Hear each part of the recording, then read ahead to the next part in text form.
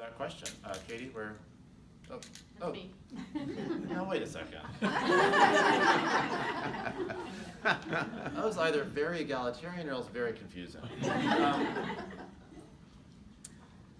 Listen, I'm just going to be real blunt. So JB's guy is in the back. I don't know if you guys know Joel yet. Has everyone met Joel? Can you wave, Joel? Yeah, so Joel Sacknoff is a really, really decent guy, works for JB Pritzker, and he's videotaping me, so if I say anything really dumb, you might see it on TV one day. And so I want to make sure that JB's listening as well to this, because it's important for us to have these conversations in the most complexly mediated manner as possible. I have a record of 7 years in the legislature and several years running for office before that, and so I've accumulated a record and a set of positions that I've stood on and stood with for a long period of time. And the other folks in this race are pretty new to politics, and so their positions have been evolving, and it's a little bit of a moving target.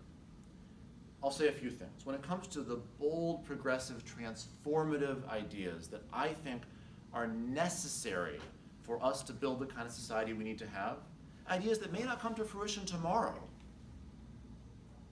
but that must come to fruition over the course of the coming years, and only will come to fruition if we are prepared to say, we're not just going to fight for what seemed plausible last year, but instead build a new politics so what we knew was necessary but couldn't figure out how to get done will become possible. On those issues, there's big differences. I'm the only candidate in this race for single-payer health care.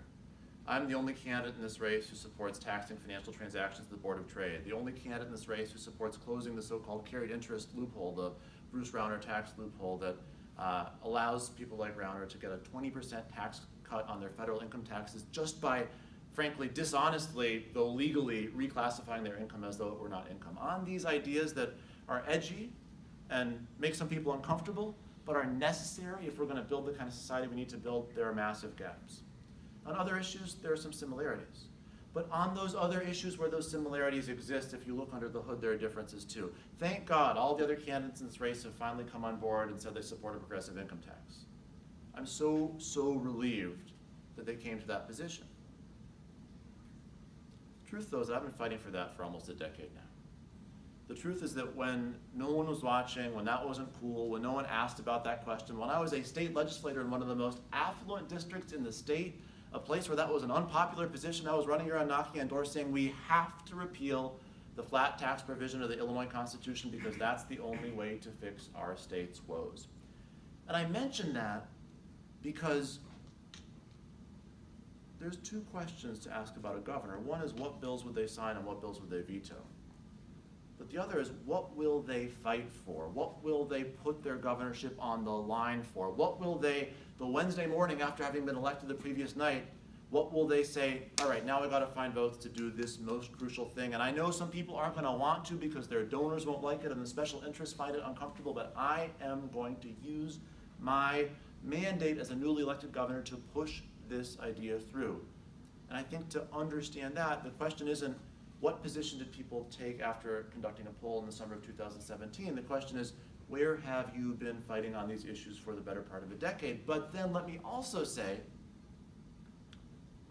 there's only one person in this race who's passed a bill in Springfield.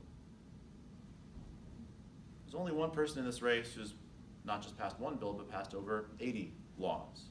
There's only one person in this race who has gone up against special interests like the life insurance industry and the Wall Street lobby to try to pass a bill that folks had given up for dead. Folks had said, that's a nice idea, Daniel, but it's too hard. There's too powerful interests that oppose it, so don't even bother any longer. But I was able in those situations to cobble together a coalition that others didn't see was going to be able to be built and passed a law. And that's important. I'm almost done. That's important because the new governor, please God, better be a Democrat. He's going to take office in early January 2019, mid-January really. And we are going to have massive, massive problems on our hands as a state. And we as progressives are going to have a massive, massive wish list of things that we want to get done. And the question that I think we need to be asking ourselves on top of values, on top of record, on top of history, on top of vision, question is, who knows how to get things done in Springfield? We've got ourselves a Donald Trump and we've got ourselves a Bruce Rauner. I don't think the track record of inexperienced billionaires is so high. Let's try someone who knows something about state government.